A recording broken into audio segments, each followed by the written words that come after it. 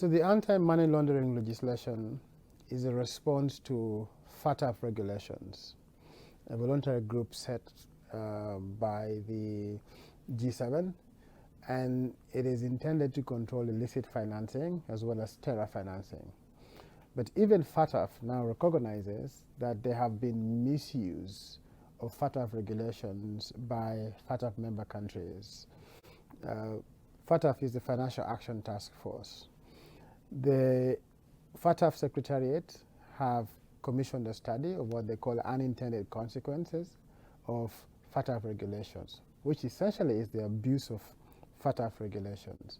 Now, in Uganda, FATF regulations have expressed themselves in anti-terror legislations, which have been amended for countless times to limit the access to resources by certain groups, certainly civil society as well. But alongside anti-terror legislation have been anti-money laundering legislations in Uganda. The premise of this legislation first places civil society as a risk factor for money laundering, simply on account of the fact that they receive funding from foreign countries. There are many people who are arrested, including myself, and charged in a court of law with money laundering for receiving a grant from an established American organization. So the Anti-Money Laundering Act in Uganda has become one of the tools used by the state to clamp down hard on civil society organizations.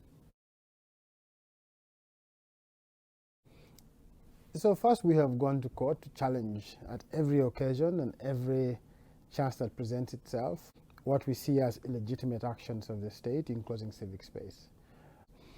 But there have also been cases in which civil society organizations have had to reimagine other ways of organizing so that they are informal coalitions of several entities intended to circumvent this framework of legislation that is intended to control and to limit the space.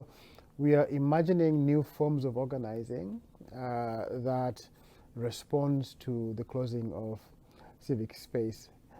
But the third thing has been that these legislations being passed in Uganda is really a copycat of what is happening in other countries. The restriction to access to financing, for example, is a practice that began in Ethiopia. It's coming down to Kenya, it came down to Uganda, it's now in Burundi and Rwanda. And so these autocratic systems are learning from each other.